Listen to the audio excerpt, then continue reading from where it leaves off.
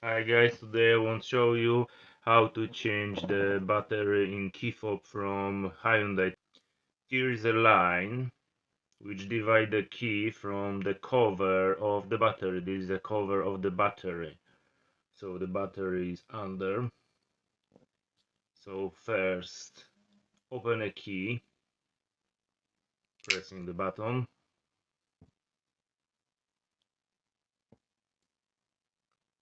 Turn the buttons down.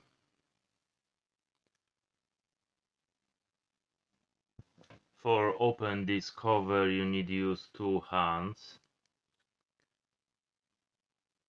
So hold by two hands and pull by thumbs, and there's simply click and you open the cover for the battery.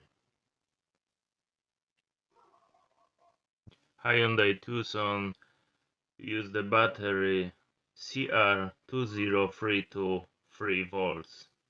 Is a button battery.